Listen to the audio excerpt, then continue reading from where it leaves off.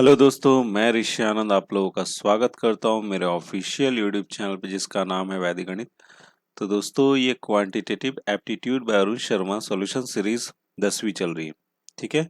और इस सीरीज में आपको रेशियो एंड प्रोपोर्शन का सॉल्यूशन देखने को मिलने वाला है।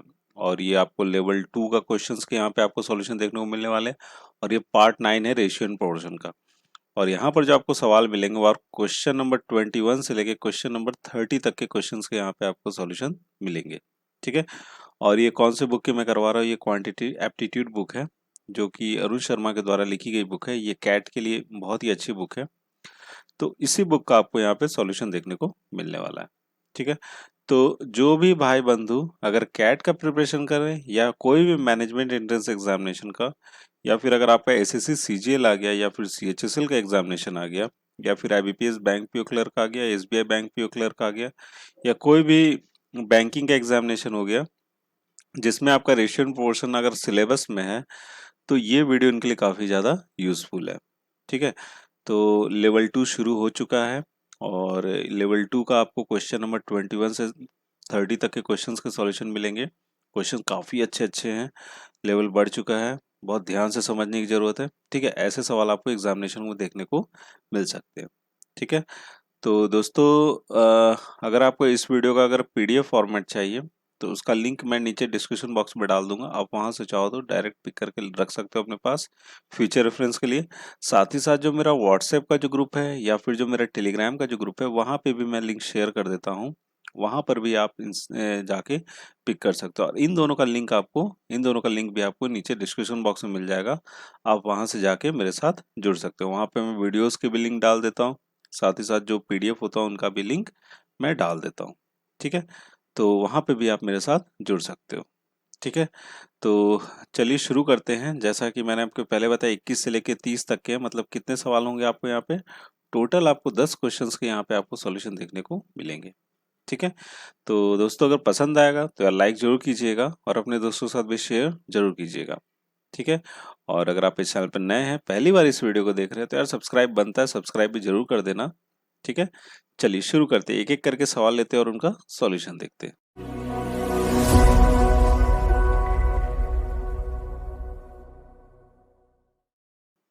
हाँ तो दोस्तों पहला सवाल आपकी स्क्रीन पर है। पहले सवाल समझ लेते हैं फिर उसके बाद उसका सॉल्यूशन करेंगे। The cost of an article which is composed of raw materials and wages was 3 times the value of the raw materials used. The cost of raw materials is increased in the ratio 3:7 and wages increased in the ratio 4:9. Find the present cost of the article if its original cost was 18 rupees. ठीक है। देखो सवाल को सबसे पहले समझ लो। कोई article है जिसका कॉस्ट जो है ना, हम लोग उसके रॉ मटेरियल का जो कॉस्ट होता है और जो उसमें खर्च होता है, वेजेस पड़ते हैं, इन दोनों को जोड़ के जो होता है वही उस आर्टिकल का क्या होता है, कॉस्ट होता है। ठीक है। अब क्या बोला, वॉज 3 टाइम्स, जो कॉस्ट ऑफ आर्टिकल है वो 3 टाइम्स है किसका, जो मटेरियल हमने यूज किया रॉ मटेरियल उसका 3 टाइम्स है, तिगुना है। ठीक है। अब क्या बोल रहा है, the cost of raw materials increased by 3:7। इस रेशियो में 3:7 के रेशियो में हमारा क्या हुआ, रॉ मटेरियल कॉस्ट इंक्रीज हुआ है। और वेजेस भी जो है ना, जो खर्च भी है वो आपको कैसे इंक्रीज हुआ है, 4:9 के रेशियो में हुआ है। तो हम मुझे प्रेजेंट कॉस्ट बताना उस आर्टिकल का, जबकि ओरिजिनल कॉस्ट कितना उसका 18 रुपए। कितना ओरिजिनल कॉस्ट है, 18 रुपए। ठीक है। यही चीज है यहाँ पे।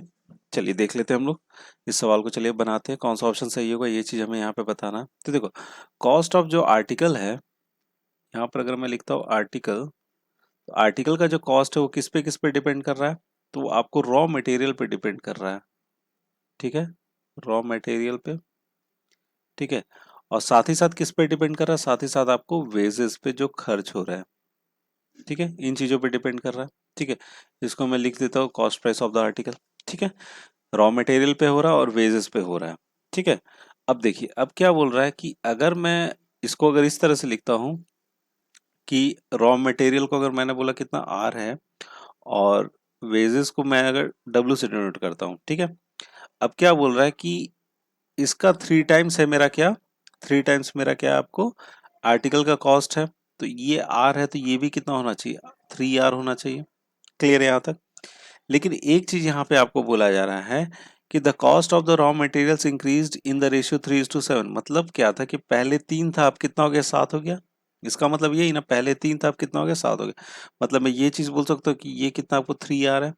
जब ये 3 आ रहा है तो इसको 3 टाइम्स है इसका, तो इसको 3 से क्या करना पड़ेगा, गुना करना पड़ेगा। क्यों, क्या बोल रहा है, 3 टाइम्स बोल रहा है ना। ठीक है, तो 3 टाइम्स से हमने क्या कर दिया, इसको गुना कर दी। ये कितना हो गया आपको, 9R हो गया, और ये हो गया आपका 3R। और एक चीज यहाँ पे समझ लीजिए, और क्या बोला है, वेजेस जो 4:9 से इंक्रीज कर रहा है। मतलब क्या है, पहले आपको कितना 4W है, कितना आपको पहले है 4W है, तो मैंने यहाँ पे क्या लिख लिया, 4W लिख लिया। ठीक है, ये 3 उधर जाएगा तो ये कितना हो जाएगा आपको 6R हो जाएगा, और ये क्या हो जाएगा आपका 4W हो जाएगा। ठीक है, इसको और अगर हम आगे बढ़ाते हैं तो R बटे में W, ठीक है, रॉ मटेरियल वेजेस का जो रेशियो आएगा वो कितना का 2:3 का रेशियो आएगा। समझ रहे हैं यहाँ तक, यहाँ तक समझ गए होगे इस बात को। ठीक है, अब क्या बोल रहा, अब क्या हो गया बढ़ के आपका, अब आपका बढ़ के हो गया यहाँ पर, देखिए अब क्या हो गया यहाँ पे बढ़कर, समझिएगा इस चीज को। देखिए ये 3 से कितना हो गया, 4 हो गया, तो यहाँ पर मैं क्या बोल सकता हूँ, 3 से कितना हो गया, ये 7 हो गया ना। 3 से रॉ मटेरियल कॉस्ट कितना हो गया, 3 से 7 हो गया, तो ये कितना हो जाएगा आपका 7R जो प्रेजेंट कॉस्ट है। ठीक है, और वेजेस कितना, 4 से 9 हो गया, पहले 4 था, अब कितना हो जाएगा 9W हो जाएगा। क्लियर है, समझ गए यहाँ तक। ठीक है, अब एक चीज और यहाँ पे ध्यान देना, ये कितना बोल रहा है आपको, 18 बोल रहा है। कितना बोला, ओरिजिनल कॉस्ट जो कितना 18 है, तो ओरिजिनल कॉस्ट यही वाला तो पार्ट है हमारा, यही वाला पार्ट है ना हमारा ओरिजिनल कॉस्ट। मतलब क्या है कि 9R जो था वो मेरा क्या ओरिजिनल कॉस्ट है, जिसको मैं इधर लिख लेता हूँ प्लस 4W। ठीक है, तो ओरिजिनल कॉस्ट कितना मेरा 18 है। ये 18 कैसे आएगा, जब हम 9 को 2 से गुना करेंगे तभी आएगा। इसका मतलब क्या, आर की वैल्यू कितनी होनी चाहिए, 2 होनी चाहिए। जब आर का वैल्यू 2 होगा तो अगर मैं इसको यहाँ पर भी लगता हूँ 3 × 2 लिख देता हूँ। ठीक है, और 4, ये देखिए यहाँ से इस रेशियो से हम लोग क्या निकाल लेते हैं, डब्ल्यू की वैल्यू निकाल लेते हैं। जब आर हमारा कितना है, आर हमारा 2 है, तो डब्ल्यू मेरा यहाँ से कितना आ सकता है, डब्ल्यू मेरा कितना आ जाएगा, 3 आ जाएगा। डब्ल्यू मेरा कितना आ जाएगा, 3 आ जाएगा। तो 4 × 3 करेंगे तो 4×3 12 हो गया, और ये कितना हो गया 6 हो गया। तो 6 + 12 कितना हो रहा मेरा 18। तो मतलब ये भी चीज मेरा क्या कर रहा है, सेटिस्फाई कर रहा है। अब मुझे जो प्रेजेंट कॉस्ट है वो चीज बताना, तो चलिए इसी में सब चीज पुट कर लेते हैं। 7 × R का वैल्यू कितना हो गया 2। ठीक है, और 9 क्या कर लेंगे, डब्ल्यू कितना हमने निकाला 3 निकाला, तो 7 दूनी कितना हो गया 14, और 9 कितना हो जाएगा 27। दोनों को जोड़ोगे तो दोनों को जोड़ने पे कितना आ जाएगा, ये 41। मतलब क्या है, प्रेजेंट कॉस्ट कितना है उसका 41 रुपीज है। तो कौन सा ऑप्शन सही हो जाएगा हमारा, ए ऑप्शन क्या हो जाएगा यहाँ से करेक्ट हो जाएगा। क्लियर है बात यहाँ तक, समझ गए इस सवाल को। बढ़ा जाए, अपना अगला सवाल देख लेते हैं अब हम लोग। हम्म, हाँ तो दोस्तों अगला सवाल आपके स्क्रीन पर है। अगला सवाल क्या है, in a coeducational school there are 15 more girls than boys. If the number of girls is increased by 10% and the number of boys is also increased by 16%, there would be 9 more girls than boys. What is the number of students in the school. ठीक है, देखिए किसी को educational school की बात हो रही है यहाँ पे। यहाँ पर क्या बोला जा रहा है कि लड़के से 15 ज्यादा क्या है उस क्लास में, लड़कियां उस स्कूल में। जितने लड़के हैं ना उससे 15 के यहाँ आपके ज्यादा गर्ल्स हैं। ठीक है, अब क्या बोल रहा है कि अगर मैं गर्ल्स का नंबर इंक्रीज कर देता हूँ कितने से, 10% से, और नंबर ऑफ बॉयज जो हम कितने से इंक्रीज कर देते हैं, 16% से। ठीक है, देयर वुड बी, उसके बाद क्या होता है कि अभी भी 9 लड़कियां क्या है ज्यादा है, किससे, लड़कों से। लड़कों से अभी भी 9 लड़कियां क्या है यहाँ पे ज्यादा है। तो what is the number of students in the school. तो हमें बताना है कि उस स्कूल में कितने नंबर ऑफ स्टूडेंट्स हैं। स्टूडेंट्स का मतलब क्या हो गया, यहाँ पे बॉयज भी हो जाएंगे काउंट में और गर्ल्स भी हो जाएंगे। समझे बात को। तो चलिए यहाँ से देख लेते हैं इस सवाल को भी। देखिए अगर मैं मान के चलता हूँ यहाँ पर कि नंबर ऑफ बॉयज कितने हैं, बी है। मैंने क्या बोल दिया, नंबर ऑफ बॉयज कितने बोल दिया यहाँ पे, नंबर ऑफ बॉयज कितने बी है, और नंबर ऑफ गर्ल्स कितने यहाँ पे जी है। ठीक है, अब नंबर ऑफ बॉयज क्या बोला जा रहा है कि बॉयज जो है ना, बॉयज क्या बोल दिया हमने, बी बोला यहाँ पे। ठीक है, नंबर ऑफ गर्ल्स कितने हो जाएंगे, नंबर ऑफ गर्ल्स क्या बोला 15 ज्यादा है बॉयज से, तो क्या लिखेंगे यहाँ पे B + 15 लिख लेंगे।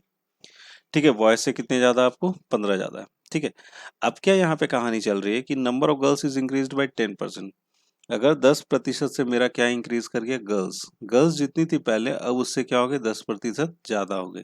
और बॉयज कितने से इंक्रीज कर जा रहे हैं, बॉयज इंक्रीज कर रहे हैं भाई साहब 16% से। पहले जितने थे उससे 16% क्या हो गया, इंक्रीज हो गया। ठीक है। अब जब इंक्रीज हो गया तो बॉयज कितने हो जाएंगे, 16% से अगर इंक्रीज किया तो 1.16 बी लिखोगे, ठीक है। और यहाँ पर कितना लिख लोगे, 1.1 बी प्लस 15 लिखोगे। कोई दिक्कत है यहाँ तक, कोई दिक्कत नहीं होनी चाहिए। अब क्या बोल रहे हैं कि इन दोनों में जो डिफरेंस है अभी भी कितने का है, 9 गर्ल्स का है। किसका डिफरेंस है, 9 गर्ल्स का यहाँ पे डिफरेंस है, ठीक है। 9 गर्ल्स के अभी भी दोनों के बीच में डिफरेंस है, अभी भी 9 मोर गर्ल्स हैं, मतलब बॉयज से अभी भी गर्ल्स कितने ज्यादा हैं। तो यहाँ पर मैं क्या लिखूंगा, यहाँ पे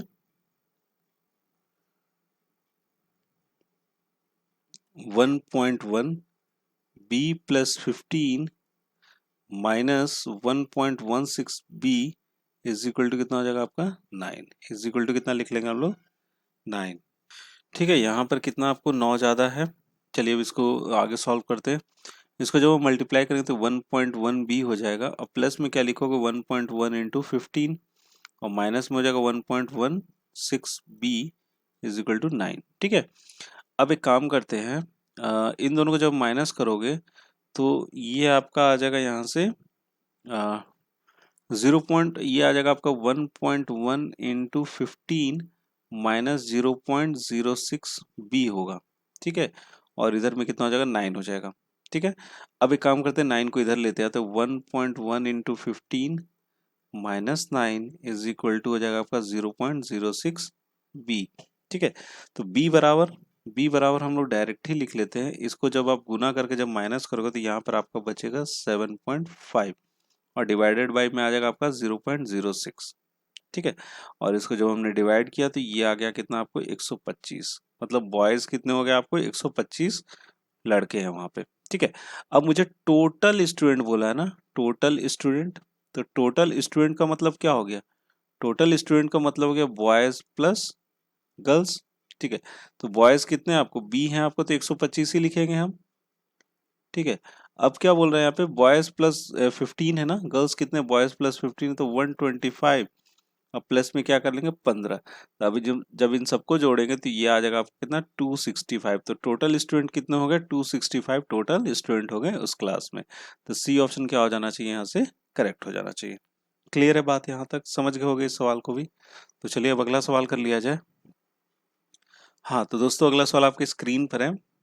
इस सवाल में क्या बोला जा रहा है, eight IIM Bangalore class of 1995 Sonali, a first year student, has taken 10 courses earning grades A worth 4 points each, B worth 3 points each, and C worth 2 points each. Her grade point average is 3.2, and if the course in which she got C's were deleted, her GPA in the remaining courses would be 3.333, how many A's B's and C's did she get, ठीक है। देखिए सवाल को सबसे पहले समझ लीजिए, क्या बोल रहा है कि IIM बैंगलोर जो है आपको क्लास में 1995 के बैच में सोनाली जो कि फर्स्ट ईयर की स्टूडेंट है, ठीक है, उसने 10 कोर्सेज लिए, ठीक है। कितने कोर्सेज लिए उसने, उसने 10 कोर्सेज लिए, जिसमें बोला जा रहा है अर्निंग ग्रेड्स ए, जिसमें आपको ए ग्रेड्स मिलने पे कितने मिलते हैं 4 पॉइंट्स मिलते हैं, बी ग्रेड्स में आपको 3 पॉइंट्स मिलते हैं, और सी ग्रेड में आपको कितने मिलते हैं 2 पॉइंट मिलते हैं। अब उसके जो ग्रेड पॉइंट का जो एवरेज है वो कितना आपको 3.2 है, ठीक है। अब जिस कोर्स में उसको सी ग्रेड मिला और उसको डिलीट कर दिया जाए तो उसका जीपीए जो रिमेनिंग कोर्सेज में जो होता है ना वो कितना होता है आपको 3.33 होता है। तो how many A's B's and C's did she get, A B और सी ग्रेड में उसको किसमें ये सारे ग्रेड मिले हैं, ठीक है। यही चीज बोला जा रहा है। तो एक चीज यहाँ पे समझ लीजिए कि ए में उसको कितना मिलता है, ए में आपको उसको 4 पॉइंट मिलता है, और बी में उसको कितना मिलता है 3 पॉइंट मिलता है, और सी में उसको कितना मिलता है 2 पॉइंट्स मिलता है, ठीक है। अब इन सब का जो एवरेज है ना जो उसको मिले हैं इन सब का एवरेज कितना हो गया 3.2 हो गया, कितना एवरेज हो गया 3.2 हो गया। तो अगर मैं बोलता हूँ टोटल आपको ऊपर में क्या हो जाता है ग्रेड हो जाएगा, और बट्टे में कितने कोर्सेज थे उसको 10 कोर्सेज थे ना, ठीक है, टोटल यही हो गया ना कोर्सेज, नंबर ऑफ कोर्सेज, ये हो जाना चाहिए आपका 3.2। क्लियर है यहाँ तक, समझ गए। तो टोटल जो हो जाएगा, टोटल कितने के बराबर हो जाएगा, टोटल हो जाएगा आपको 32 के बराबर हो जाएगा। टोटल उसको कितने ग्रेड्स मिले जोड़ जाड़ के 32 ग्रेड मिले, ठीक है। तो ए में उसको कितने मिले 4, तो अगर मैं बोलूँ नंबर ऑफ ए कितने, ए ग्रेड्स कितने मिले आपको ठीक है। नंबर ऑफ ए ग्रेड्स ए में मिले, अगर मैं मान के चल रहा हूँ तो चार एक ए के चार मिलते हैं, तो 4 इंटू ए टोटल हो गए ए। ठीक है, टोटल में मैं ले रहा हूँ। 3 आपको मिलते हैं आपको बी में, तो नंबर ऑफ बी ग्रेड्स कितने में मिले, बी में मिले नंबर ऑफ। और आपको सी में कितना हो जाएगा, 2 इंटू सी, और इन सबको जोड़ के कितना आ जाएगा यहाँ से 32। तो हमारा इक्वेशन बन के तैयार है। दूसरे के पास जाने की जरूरत नहीं, सी को डिल्यूटेड करने की कोई जरूरत नहीं, क्योंकि हमें ये नहीं पता है कितने कोर्सेज में उसको सी मिले किस में नहीं मिले, ये चीज़ हमें नहीं पता है यहाँ पे, तो दूसरा वाले में जाने की जरूरत नहीं है। अब एक काम कीजिए, ऑप्शन के थ्रू इसको चेक कर लीजिए, जिसमें आपको LHS is equal to RHS हो जाता है, वही क्या हो जाएगा, इसका सही उत्तर हो जाएगा। तो सपोज कीजिए अगर मैं पहले वाला ऑप्शन लेता हूँ, 3 3 4 ज़ा 12, और 12 और 3 कितने हो जाएंगे, 15। अब 15 और 12 ये मिलजुल के कभी भी नहीं हो रहे हैं, तो इसका कितना हो जाएगा आपका, ये ऑप्शन गलत हो जाएगा। ठीक है, बी लेके चलते हैं, तो 4 होगा, 4 और 9 कितने हो जाएंगे, 9 4 13 हो जाएगा, 13 और ये 25 होते हैं। ठीक है, तो ये भी नहीं होगा। ये ले लेते हैं, 4 तिया 12, 6 तिया 18, तो यहाँ से कितना हो गया 30 और 2 32, मतलब क्या है मेरा सी क्या हो रहा है, आपको सेटिस्फाई कर रहा है, LHS is equal to RHS हो रहा है। तो सी ऑप्शन क्या हो जाएगा यहाँ से करेक्ट, सही जवाब हो जाएगा। समझ गए होगे इस सवाल को। ठीक है, चलिए बढ़ते हैं, अपना अगला सवाल देख लेते हैं। हाँ तो दोस्तों, अगला सवाल आपकी स्क्रीन पर है। अगला सवाल क्या है, total expenses of running the hotel eight Harvard business school was are partly fixed and partly varying linearly with the number of boarders. The average expense per boarder is $70 when there are 25 boarders, are $60 and $60 when there are 50 boarders. What is the average expense per border when there are 100 borders? ठीक है, देखिए यहाँ पर सबसे पहले सवाल समझ ले रहे हैं। किसी हॉस्टल को रन करने के लिए ना, हार्वर्ड बिजनेस स्कूल में पार्टली दो तरह से होता है टोटल एक्सपेंसेस जो खर्च आते हैं।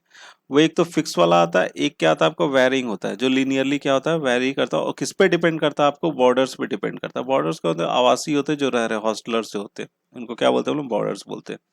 ठीक है, अब क्या बोल रहा है कि द एवरेज एक्सपेंस पर बॉर्डर इज $70, $70 है पर एवरेज, जो हमारा पर बॉर्डर है कितना, आपको $70 है, $70 है। कब, जब आपका 25 बॉर्डर्स होते हैं। और $60 है एवरेज कब, जब आपका वहां पे कितने होते हैं, आपको 50 बॉर्डर्स होते हैं। तो मुझे एवरेज एक्सपेंस बताना पर बॉर्डर का व्हेन देयर इज 100 बॉर्डर्स, जब वहां पे कितने 100 बॉर्डर्स है। समझ गए। तो यहां से चलिए समझिए इसको कैसे बनाना है। देखिए टोटल, अगर मैं टोटल लेता हूँ, किसका लेता हूँ, 25 लोगों का। कितनों का लेता हूँ, 25 लोगों का, बटे में क्या लिख लिया हमने, 25 लिख लिया। ठीक है, और ये कितना 25 लोगों कितना आ रहा है हमको, एवरेज 70 आ रहा है। ठीक है, तो अगर मैं यहाँ पे डायरेक्ट इसको इस तरह से लिखता हूँ, T25 ही लेके चलते, T25 25 इंटू 70 करोगे, तो 25 इंटू 70 करने पे कितना आता है आपका, 1750 आता है। ठीक है, अब कितने लोगों का बता रहा है, 25 का आपको 70 है, और 50 का कितना आपको 60 है। तो चलिए 50 का ले लेते हैं, T50 लिख लिया, और बटे में कितने आपको 50 हो गए, और यहाँ पर कितना आपको $60 है। सबको मल्टीप्लाई करेंगे तो T50 हो जाएगा आपको 3000, T50 कितना हो जाएगा, 3000 हो जाएगा। क्लियर है बात यहाँ तक, समझ गए। ठीक है, अब देखिए, अब एक चीज मैं लेके चलता हूँ, अगर मैं बोलता हूँ एक्स जो है आपको फिक्स्ड है, दो तरह से होता है ना, जो टोटल एक्सपेंसेस है कौन सा, आपको पार्टली एक फिक्स है, और क्या है आपका एक वेरिंग है लिनियरली। ठीक है, और वाई को मान के चलते हम लोग, क्या आपको वेरी है, वेरिएबल है। ठीक है, तो हमारा जो टोटल कॉस्ट होगा वो किस तरह से होगा, देखो 25 का कितना हो रहा है आपको, 1750 हो रहा है। तो फिक्स है मेरा एक्स, और y क्या वेरिएबल है, तो किस पे डिपेंड करता है, आपको नंबर ऑफ बॉर्डर्स पे डिपेंड करता है। तो यहाँ पे क्या लिखेंगे, 25y, और टोटल मेरा कितना हो जा रहा है, यहाँ से टोटल हो रहा है यहाँ से 1750। ठीक है, फिर से हमारा क्या फिक्स है सेकंड वाले केस में भी, और कितने आपको है 50y हो जाएगा, और ये कितना होता है आपको 3000 होता है। ठीक है, दो इक्वेशन हमारे यहाँ पे निकल के तैयार हो गए। अगर मैं इन दोनों को माइनस कर देता हूँ, तो ये माइनस का, ये माइनस का, और ये माइनस का, ये दोनों क्या हो गया, कैंसिल आउट हो गए। तो यहाँ पर मैं लिख देता हूँ 25y माइनस में, और इसको अगर जब हम माइनस करेंगे तो ये कितना आ जाएगा आपका यहाँ से, -1250। ये माइनस माइनस क्या हो गया, यहाँ से चला गया, और y की जो वैल्यू आ जाएगी ना, जो y हमारा कांस्टेंट है उसकी वैल्यू आ जाएगी यहाँ से 50। कितना आ गया, 50 आ गया। क्लियर है, y की वैल्यू आ गई। जब y मेरा 50 है, तो x मेरा कितना हो जाना चाहिए, x मेरा हो जाएगा यहाँ से 500। किसी भी इक्वेशन में पुट करके निकाल लोगे तो आ जाएगा, कितना हो गया मेरा 500, x कितना हो गया 500 हो गया। ठीक है। अब देखिए, अब हमसे क्या बोला, 100 बॉर्डर्स का हमसे पूछा जा रहा है, तो जो मेरा फिक्स है वो तो फिक्स ही रहेगा एक्स, यहाँ लिख लिया हमने 500। ठीक है। वेरी क्या करता है हमारा, वाई वाला पार्ट वेरी करता है, तो वाई वाला पार्ट में कितना आपको 50 तो है ही, और कितने यहाँ पे 100 लोग हैं, तो यहाँ पे क्या लिखोगे 50 इंटू 100, तो ये कितना हो गया आपका, ये हो जाएगा आपका 5000, ये हो गया आपका 500 हो जाएगा, तो दोनों को जोड़ोगे तो ये हो जाएगा आपका 5500। और मुझे कितना निकालना है, एवरेज निकालना, तो एवरेज निकालना, तो एवरेज के लिए क्या करोगे, 100 बॉर्डर्स है ना, तो 100 के लिए क्या करोगे 100 से डिवाइड कर दोगे, तो एवरेज ही हमारा निकल के कितना आ गया 55। तो 100 बॉर्डर्स का जो एवरेज होगा मेरा कितना होगा, एक्सपेंस का 55 होगा, तो कौन सा ऑप्शन सही हो जाएगा हमारा, ए ऑप्शन हो जाएगा यहाँ से करेक्ट। क्लियर है बात, यहाँ तक समझ गए होगे इस सवाल को भी। बढ़ा जाए, अपना अगला सवाल देख लेते हैं। हाँ तो दोस्तों, अगला सवाल आपके स्क्रीन पर है। अगला सवाल का, the speed of the engine of Gondwana express is 42 kilometre per hour when no compartment is attached and the reduction in the speed is directly proportional to the square root of the number of compartments attached. If the speed of train carried by this engine is 24 km per hour when 9 compartments are attached, the maximum number of compartments that can be carried by the engine is। ठीक है। देखिए, इस सवाल, इस तरह का सवाल हमने बना रखा है, पहले भी आ रखा है। चलिए इसको पहले सवाल को समझ लेते हैं, फिर उसके बाद इसका उत्तर देखते हैं। सवाल में क्या बोला जा रहा है, the speed of the engine of Gondwana express is, Gondwana express के इंजन का जो स्पीड है ना, वो कितना, आपको स्पीड है आपको 42 किलोमीटर पर आवर। कब, जब वहां पे कंपार्टमेंट कोई भी उसके पीछे नहीं लगा हुआ है, ठीक है, वो अकेला भाग रहा। अब क्या होता है कि उसकी स्पीड में रिडक्शन होता है, जो कि डायरेक्टली प्रोपोर्शनल है किससे, आपको square root of the number of compartment. जैसे जैसे हम लोग उसमें नंबर ऑफ कंपार्टमेंट्स ऐड करते जाएंगे, वैसे वैसे क्या होगा, वहां पे उसकी स्पीड रिड्यूस होगी। कैसे रिड्यूस होगी, आपको square root of the number of compartment से। ठीक है। अब क्या बोला कि if the speed of the train carried by this engine is 24 kilometre per hour, जब उसमें कितने लगे आपको 9 कंपार्टमेंट्स जब लगे हुए हैं तब। ठीक है। अब क्या बोला जा रहा है कि the maximum number of compartments, कितना मैक्सिमम मैक्सिमम लगा सके कि that can be carried by the engine, कि सिर्फ वो इंजन उसको कैरी कर सके, मैक्सिमम से मैक्सिमम हम लोग उसमें कितने कंपार्टमेंट लगा सकते हैं। ठीक है। तो देखो, अगर हम सोचे देखें, अगर इंजन की जो स्पीड है ना, वो वेरी करती है किस पे, नंबर ऑफ कंपार्टमेंट्स पे। किस पे करती है वेरी, नंबर ऑफ कंपार्टमेंट्स पे। अब स्पीड ऑफ इंजन क्या हो जाएगा, इक्वल टू कर दिया मैंने, कितना हो जाएगा, रूट ऑफ के रूट एन। के क्या हो गया मेरा, प्रोपोर्शनलिटी कांस्टेंट हो गया। क्लियर है। अब देखिए, अब जो इंजन की जो स्पीड होगी ना, ये क्या कर रहा है, आपको रिड्यूस कर रहा है, लेकिन जब वो अकेला चल रहा है उसका कितना स्पीड है, आपको 42 किलोमीटर पर आवर है। तो अगर मैं बोलूँ S is equal to 42 minus क्या हो जाएगा आपका के रूट अंडर एन, ये क्या होगा, उसको वेरी कर रहा है उसके हिसाब से। ठीक है। 42 तो उसका ओरिजिनल स्पीड है, ये क्या करता है, इसको रिड्यूस करता है, तो हमारा एक इक्वेशन यहाँ से बन के तैयार हो गया। ठीक है। अब चलिए देख लेते, कंडीशन क्या दे रखा है, 24 है उसका स्पीड, कितना आपको 24 है। ठीक है। और यहाँ पे ले लिया हमने 42 माइनस के, और इसमें नंबर ऑफ कंपार्टमेंट्स कितने लगे हैं, 9 लगे हुए, तो रूट अंडर क्या लिख लोगे, 9 लिख लोगे। ठीक है। अब देखिए, यहाँ से 42 है इधर, और ये क्या हो जाएगा, 3 के आ जाएगा ना, ये इसको लिख लिया 3 के, ये हो जाएगा आपको 42 माइनस 24, और ये हो जाएगा 18। के की वैल्यू कितनी आ जाएगी, यहाँ से 3 है, के की वैल्यू आ गई 6। तो अब जो मेरा इक्वेशन बन के तैयार होगा वो कुछ इस तरीके से होगा, S is equal to 42 minus K, कितना आ गया आपका 6 आ गया। अब मुझे निकालना नंबर ऑफ कंपार्टमेंट, कि हमारा ट्रेन वो इंजन है जो वो खींच सके। ठीक है। तो देखो, यहाँ पे एक बात ध्यान देना, ऑप्शन देखना, अगर मैं 49 लेता हूँ एन की वैल्यू, अगर 49 लेते नंबर ऑफ कोचेज, अगर हम उसके पीछे कंपार्टमेंट्स अगर हम 49 लगा देते, तो यहाँ पे एन की जगह 49 रखेंगे, तो ये 7 आएगा, इसका स्क्वायर रूट हट के 7 इंटू 6 कितना हो जाएगा 42, और इसकी पूरी वैल्यू जो आ जाएगी 42 माइनस 6 इंटू 7, इसकी पूरी जो वैल्यू आ जाएगी कितना आ जाएगी, 0 आ जाएगा। मतलब क्या, ट्रेन यहाँ पे मूव नहीं करेगा, लेकिन हमें क्या बोला जाए कि कैरी कर सके, मतलब ट्रेन में कुछ ना कुछ मूवमेंट रहे। तो कब हो सकता है, तो मैक्सिमम नंबर ऑफ हम लोग कितना लगाएंगे, 48 लगाएंगे, इससे कम ही लगाना होगा ना, तो मैक्सिमम नंबर ऑफ हम लोग इसमें कितना लगाएंगे, 48 लगाएंगे, तब जाके हमारा ट्रेन क्या कर पाएगा, मूव कर पाएगा। तो कौन सा ऑप्शन सही हो जाना चाहिए, हमारा बी ऑप्शन हो जाएगा यहाँ से करेक्ट। ठीक है। क्लियर है ये सवाल हमारा। ठीक है। चलिए अब अगला सवाल देख लेते हैं।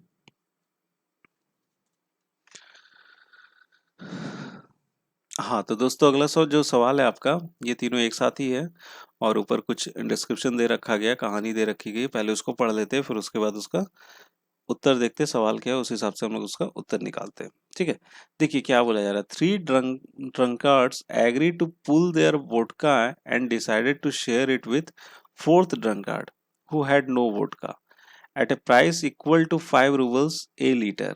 The first drunkard contribute 1 liter more than the second, and the second contributed a liter more than the third. Then all of them divided the vodka equally and drank it. The fourth drunkard paid money, which was divided in the ratio of each drunkard's contribution towards his portion. It was found that the first drunkard should get twice as much money as the second. Based on this information, answer the following questions.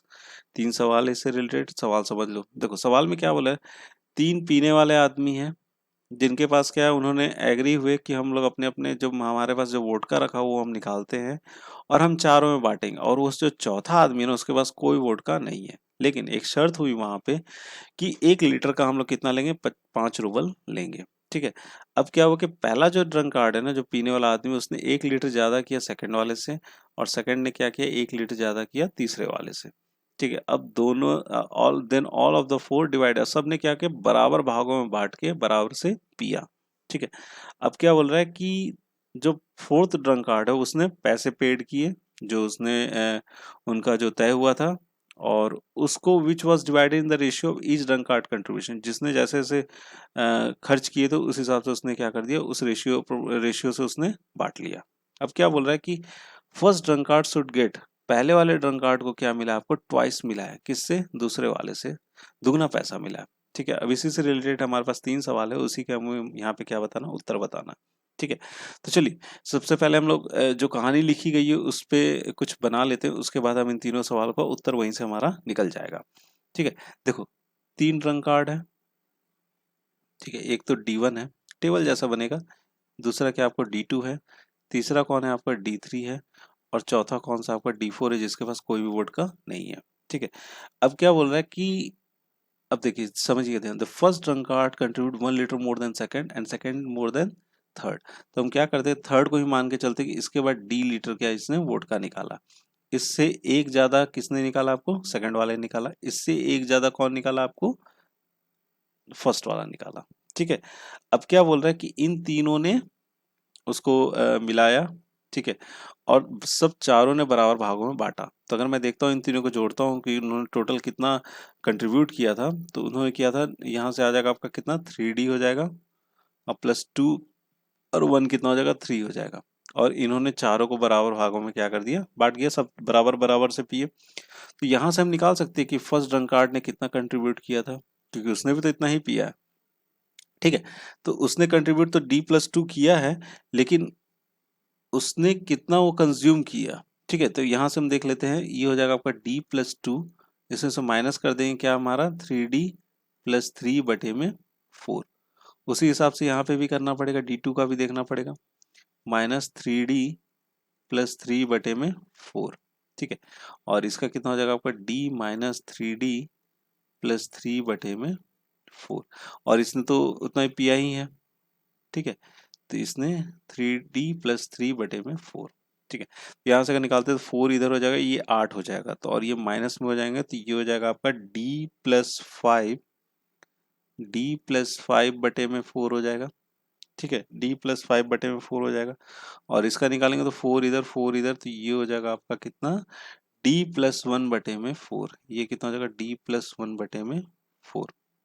ठीक है, और यहाँ पर क्या है आपको, ये हो जाएगा आपका कितना, 4 है इधर, तो ये हो जाएगा D+3/4। ठीक है, D+/4।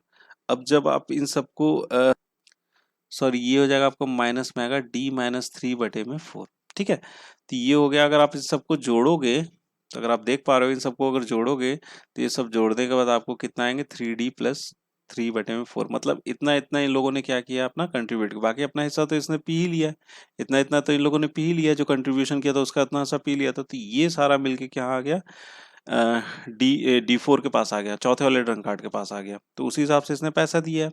ठीक है, तो उसी हिसाब से जो इसने पैसा दिया, अब एक चीज देखिए, जितना जितना उन्होंने कंट्रीब्यूट किया उसी हिसाब से पैसा लिया होगा उन्होंने।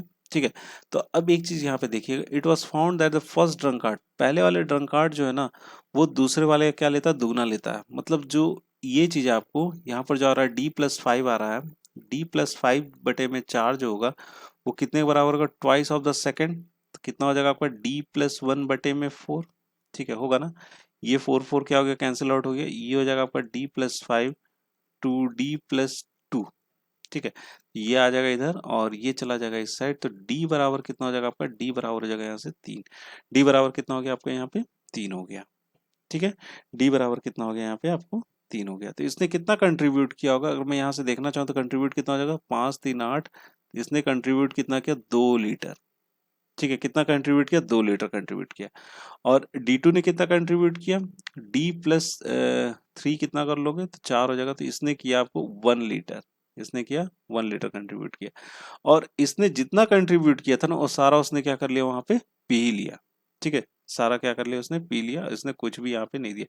और यहाँ पर अगर इसको आप जोड़ोगे तो ये आपका हो जाएगा, यहाँ से भी कितना आ जाएगा आपको, 3 ही आएगा। मतलब ये 3 लीटर क्या किया यहाँ पे, पिया था। ठीक है, अब चलिए आ जाते सवाल पे। How much money did the second drunkard get. ठीक है, तो सेकंड ड्रंकार्ड ने कितना कंट्रीब्यूट किया, 1 लीटर ही कम कंट्रीब्यूट किया। तो 1 के हिसाब से वो पैसे लेगा। तो 1 इंटू कितना हो जाएगा आपका, 1 लीटर का कितना है आपको, 5 ही है ना। 1 लीटर का कितना आपको, 5 है। तो 26वां का क्या उत्तर होना चाहिए, 26वां का यही होना चाहिए। 1 लीटर उसने कंट्रीब्यूट किया था और 1 लीटर का कितना आपको 5 है, 5 रुपये पर लीटर है ना। तो टोटल कितना उसको पैसे मिलेंगे, 5 रुपये मिलेंगे। तो कौन सा ऑप्शन सही हो जाएगा हमारा, सी ऑप्शन हो जाएगा यहाँ से करेक्ट। ठीक है, अब दूसरा वाला देख लेते हैं, 27 number. How many litres of vodka was consumed in all by the 4 of them. सब कोई को मिलके उन्होंने कितना कंज्यूम कर लिया वोडका, ये चीज हमें यहाँ पे बताना है। तो देखिए कितना कितना इन्होंने निकाला था, इन्होंने निकाला था आपको D+2, D+1 और D। तो यहाँ से D की वैल्यू कितनी है, 3 है। तो 3 और 2 कितने हो जाएंगे यहाँ पे, 5 हो जाएंगे। 3 और 1 कितना हो जाएगा आपको, 4 हो जाएगा। और D कितना हो जाएगा आपको, 3 हो जाएगा। 4 3 7 और 5 12। तो 27 का उत्तर कौन सा हो जाएगा, 27 का हो जाएगा आपको 12। ठीक है, तो 12 लीटर उन्होंने अपने जेब से निकाला था। तो डी हो जाएगा 12 लीटर उस दिन उन्होंने पिया है चारों ने मिलके। ठीक है, अब क्या है, 28वां नंबर देख ले। तो what proportion of the fourth drunkard's drink did the second drunkard contribute. तो फोर्थ ड्रंकार्ड ने जितना पिया, किस प्रोपोर्शन में, देखिए what proportion of four drunkard's drink did the second drunkard contribute, जितना सेकंड ने कंट्रीब्यूट किया था उसका कौन से प्रोपोर्शन में हमारा फोर्थ ड्रंकार्ड ने पिया है। तो फोर्थ ड्रंकार्ड ने कितना पिया है यहाँ पे, फोर्थ ड्रंकार्ड अगर देखोगे तो 3 पिया है। ठीक है, और इसने कंट्रीब्यूट कितना किया था, सेकंड वाले ने 1 ही किया था। तो हम कैसे निकालेंगे इसको, 28 का देखेंगे। अगर मैं बोले एक्स ऑफ कितना, 3 का कितना हो जाएगा 1, यही चीज होगा। एक्स हमारे यहाँ से क्या निकलेगा, प्रोपोर्शन निकलेगा। तो 1 बाई कितना हो जाएगा यहाँ से 3। तो कौन सा ऑप्शन सही हो जाना चाहिए हमारा, ए ऑप्शन क्या हो जाएगा यहाँ से करेक्ट हो जाएगा। क्लियर है बात, यहाँ तक समझ गए होगे इस सवाल को भी। ठीक है, बढ़ा जाए अपना अगला सवाल देख लेते हैं। चलिए अगला सवाल देखा जाए। हाँ तो दोस्तों अगला सवाल आपकी स्क्रीन पर है। अगला सवाल क्या है, in Ramnagar colony the ratio of school going children to non school going children is 5:4. If in the next year the number of non-school going children is increased by 20%, making it 35,400, what is the new ratio of the school going children to non-school going children? ठीक है, देखिए क्या बोल रहा है कि एक Ramnagar colony है जहाँ पे जो बच्चे स्कूल जाते हैं और जो बच्चे स्कूल नहीं जाते हैं उनकी रेशियो क्या है, उनका अनुपात क्या है, यहाँ पे 5:4 है। अब क्या बोल रहा है कि if in the next year, अगले साल क्या होता है कि जो स्कूल नहीं जा रहे थे ना उसमें 20% का क्या होता है, इंक्रीमेंट हो जाता है। ठीक है, इंक्रीज कर जाते हैं। और इंक्रीज होने के बाद वो कितने बन जाते हैं आपको, 35,400। अब क्या बोले, जो नया रेशियो जो आएगा हमारा, जो स्कूल जा रहे हैं बच्चे और जो स्कूल नहीं जा रहे हैं, वो चीज हमें यहाँ पे बताना है। ठीक है, सिंपल सा सवाल है ये। देखिए यहाँ पर 2 रेशियो दे रखा गया, एक तो आपको स्कूल गोइंग, ठीक है, और बटे में क्या हो जाएगा आपका नॉन स्कूल गोइंग, जो स्कूल नहीं जा रहे। और इनका रेशियो कितना है, इनका रेशियो आपको 5:4 है। ठीक है, अब क्या बोल रहा है कि नॉन स्कूल गोइंग जो ना 20% से क्या हो गया, बढ़ गया। ये 20% से क्या होते हैं, इंक्रीज कर जा रहे हैं। ठीक है, 20% से क्या करें, इंक्रीज करें। 20% कितना हो जाएगा इसका, 20% हो जाएगा आपका 1/5 निकालना पड़ेगा। तो यहाँ पे क्या करेंगे, 4 + 4 का 20% कितना हो जाएगा, 1/5। ठीक है, तो ये 5 चौक 20 हो जाएगा, कितना हो जाएगा, 24/5 हो जाएगा, होगा ना। तो जो हमारा रेशियो बन के आएगा वो रेशियो कुछ इस तरीके से होगा, 5 हो जाएगा और नीचे कितना हो जाएगा आपका 24/5। ये 5 ऊपर चला जाएगा तो रेशियो हमारा निकल जाएगा school going to non school going, जो नया वाला कितना हो जाएगा आपका 25/24। तो हमें उससे आगे बढ़ने की जरूरत नहीं है, हमारा यहीं से क्या आ गया, आपका इस सवाल का उत्तर आ गया। स्कूल गोइंग और नॉन स्कूल गोइंग का रेशियो क्या हो जाएगा, 25/24, और सी ऑप्शन हो जाएगा यहाँ से करेक्ट। ठीक है, क्लियर है ये सवाल आपको। ठीक है, चलिए बढ़ा जाए, अपना अगला सवाल भी देख लेते हैं। हाँ तो दोस्तों, ये इस वीडियो का अंतिम सवाल है, और इस सवाल में क्या बोला जा रहा है, a precious stone weighing 35 grams worth ₹12,250 is accidentally dropped and gets broken into two pieces having weights in the ratio of 2:5. If the price varies as a square of the weight, then find the loss incurred. देखिए यहाँ पर क्या बोला जा रहा है कि एक बहुत ही कीमती स्टोन है, पत्थर है, जो कि 35 ग्राम का है, और उसका खर्च कितना बैठता है, आपको खर्च मतलब उसका वर्थ कितने कितने प्राइस है उसका, 12,250 रुपए। एक्सीडेंटली क्या हुआ ना, वो पत्थर हमारा गिर गया और दो भाग में बट गया, और वो दो भाग जो बटा वो कितना था आपका 2:5 के रेशियो में क्या हो गया, वो बट गया। अब क्या बोल रहा है कि प्राइस जो है ना स्क्वायर ऑफ द वेट से क्या करता है, वेरी करता है। तो बताइए भाई साहब, इसको लॉस कितने का हो गया, इस दुकान वाले को लॉस कितना हो गया, ये चीज हमें यहाँ पे बताना है। ठीक है, सिंपल सा सवाल है, ये भी देख लेते हैं कैसे बनेगा। अब देखिए समझ लीजिए, यहाँ पर जो कंडीशन दे रखेगी ना, स्क्वायर ऑफ द वेट। ठीक है, तो प्राइस जो है ना वेट के स्क्वायर से क्या करता है, वेरी करता है। तो मैं यहाँ पे डायरेक्ट ऐसे लिख लेता हूँ कि स्क्वायर के वेट से जब वेरी करता है तो प्राइस इज इक्वल टू कितना हो सकता है, के इंटू डब्ल्यू का स्क्वायर, यही होगा ना, के इंटू डब्ल्यू का स्क्वायर। अब एक कंडीशन दे रखेगी कि 35 ग्राम का जो वर्थ है ना वो कितना, आपको 12,250 है। तो मैं यहाँ पे लिखता हूँ कि 12,250 क्या इसका वर्थ है। के तो हमको नहीं पता, वही निकालना कांस्टेंट की वैल्यू, और यहाँ पे क्या लिखेंगे, 35 का स्क्वायर लिख लेंगे। तो के का वैल्यू यहाँ से हमारा निकल जाएगा, के का वैल्यू आ जाएगा आपको यहाँ पे 10। इसको आप सॉल्व करके देखना कितना आएगा, आपको 10 आएगा। आप देख पा रहे हो इसका कितना स्क्वायर आएगा, 1225 होगा ना, तो 1225 से डिवाइड करोगे तो कितना आएगा, के का वैल्यू 10 आएगा। ठीक है, अब दो बातें हुई यहाँ पर, 2:5 के रेशियो में क्या हो गया, वो बट गया, जैसे हमने उसको गिराया, वो गलती से जब गिर गया, तो हमारा कितना था टोटल यहाँ पे 35 ग्राम था। ठीक है, ये गिरा, गिरने के बाद ये दो रेशियो में बढ़ गया, एक तो 2 हो गया और एक कितना हो गया, 5 हो गया। तो हम लोग इसका वेट निकाल लेते कि कौन कौन से वेट में ये बढ़ गया। तो 5 और 2 कितने हो जाएंगे, 7, 7 से इसको डिवाइड किया तो ये हो गया आपको 10 ग्राम का, और ये हो जाएगा आपका कितना, 25 ग्राम का। समझ रहे बात को, ये कितना हो गया, 25 ग्राम का। अब दो प्राइसेस हो जाएंगे यहाँ पे, एक तो प्राइस 1 हो जाएगा, और जो हो जाएगा आपका के इंटू कितना हो जाएगा आपका, पहला ले लेते हैं 10 का स्क्वायर, ये ना 10 ग्राम का स्क्वायर, और दूसरा प्राइस हो जाएगा आपका P2, वो हो जाएगा आपका के इंटू 25 का स्क्वायर। ठीक है, तो यहाँ से चलिए निकालते हैं, के कितना आपको, के है आपको 10 इंटू 10 का स्क्वायर, ये आ जाएगा आपका यहाँ पे 1000, और यहाँ पे P2 कितना आ जाएगा आपका, के कितना आपको 10, और ये जगह 25 का स्क्वायर कितना होता है 625, और ये जगह 6250। तो टोटल जो कॉस्ट है ना हमारा, प्राइस जो हो जाएगा टोटल, वो कितना हो जाएगा, P1 प्लस P2, यही होगा ना 1000, अब प्लस में क्या करोगे 6250, इसको जब जोड़ेंगे तो ये होगा 7250। कितना हो जाएगा टोटल कॉस्ट, 7250। लेकिन जब वो 35 ग्राम में जो बड़ा टुकड़ा था ना, उसका वर्थ कितना है यहाँ पे 12,250। तो हमें क्या हो गया, यहाँ पे लॉस हो गया। यही चीज हमसे पूछा जा रहा है, तो लॉस कितने का हो गया भाई साहब, तो लॉस हो गया आपको 12,250 माइनस कितना, 7,250। जब हम करेंगे इन दोनों को माइनस तो हमारा निकल के आ जाएगा 5,000। तो भैया हमें कितने का लॉस हो गया, यहाँ पे 5,000 रुपए का लॉस हो गया। तो कौन सा ऑप्शन सही हो जाएगा हमारा, डी ऑप्शन क्या हो जाएगा, यहाँ से करेक्ट हो जाएगा। क्लियर है बात यहाँ तक। ठीक है, बहुत इंपॉर्टेंट सवाल, ये कई एग्जामिनेशन में ये सवाल पूछा गया है। ठीक है, तो ध्यान से समझेंगे तो अच्छी बात है, नहीं समझेंगे तो यार आगे पीछे करके देख लेना, नहीं तो दिक्कत हो जाएगी, क्योंकि ऐसे सवाल अक्सर एग्जामिनेशन में पूछे जाते हैं, या इसी से रिलेटेड सवाल पूछे जाते हैं, जितने मैंने इसमें यहाँ पे आपको बताया है। ठीक है, तो दोस्तों जैसा कि मैंने आपको पहले बता रखा है, पीडीएफ इसका आपको नीचे लिंक में होगा डिस्क्रिप्शन बॉक्स में, वहां से चाहो तो डाउनलोड करके रख लो। ठीक है, अदरवाइज नो इश्यू, आप वीडियो यूट्यूब पे भी आके बार बार देख सकते हो, कोई दिक्कत नहीं है।